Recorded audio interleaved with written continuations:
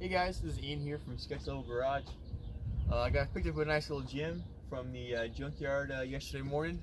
We went down there looking for a supercharged motor for my 92 Buick build, and we found one. This is a Series 2 3800 out of a 99 Buick Park Avenue Ultra. Pretty much all stock motor. It's relatively low miles. The car was actually wrecked, and I've been looking for a wrecked one for a while because I wanted one that was going to be, running and in good condition. This one seems to be in pretty good condition. It's got a new power steering pump, new AC compressor. It's got a couple other goodies on it as far as being new parts, mostly all original parts. Another thing I found while I was there is this actually has, this is off of another one. This is a GTP car. I'm assuming it was in 1997 because it says right there on it, but it's got a removable pulley, or a two-piece pulley, depending on where you get them from. But basically what this does is it makes you change the pulley size, which increases boost, which makes more power. But I was able to find that for like 20 bucks instead of going and spending, whatever they cost new. But yeah, this is actually the same motor that goes in the F-body Camaros. You guys haven't seen my F-body Camaro yet, but I'm building a drift car out of one, so you'll be seeing that on the channel pretty soon. And yeah, I'll introduce my my Buick to you guys as well. It's got a Series 1 supercharged 3800.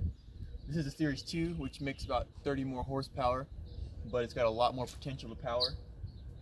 I'm also going to be going on ZZP Performance, and I'm going to be getting their XP cam, or maybe one of their beer cams. I want it to have a good thump at idle, but and then you have to do your timing chain mods.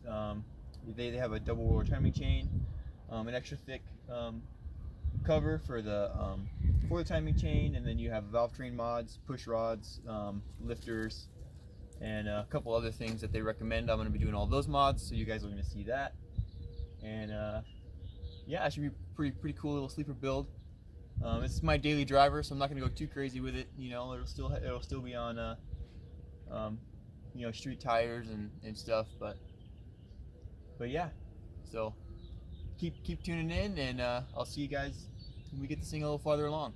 We're putting a motor in my 92 Buick. This is my 92 Buick Park Avenue Ultra. So it actually had a factory supercharged 3800 in it from the factory, which is pretty cool.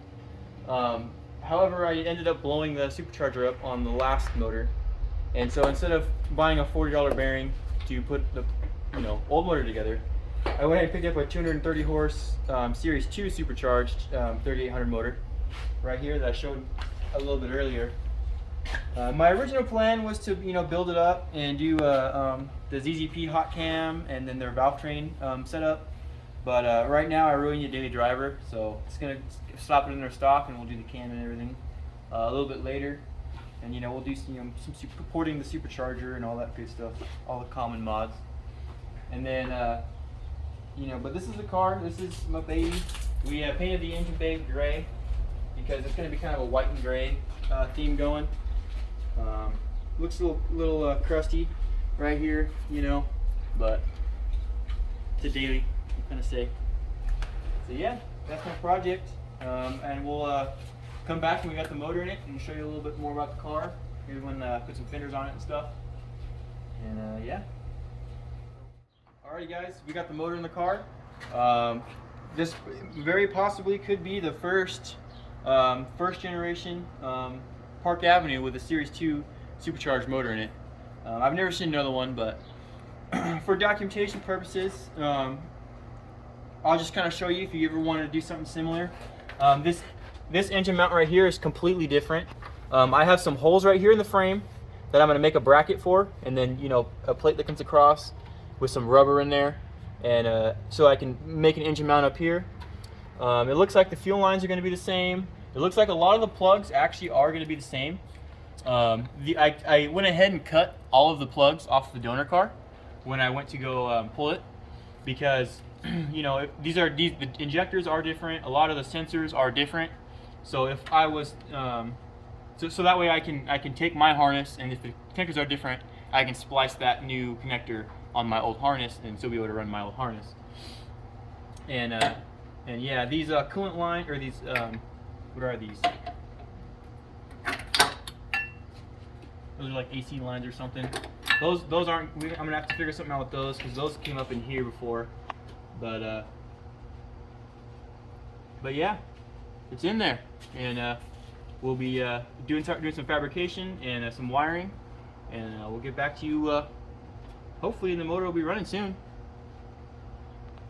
Okay, that's good.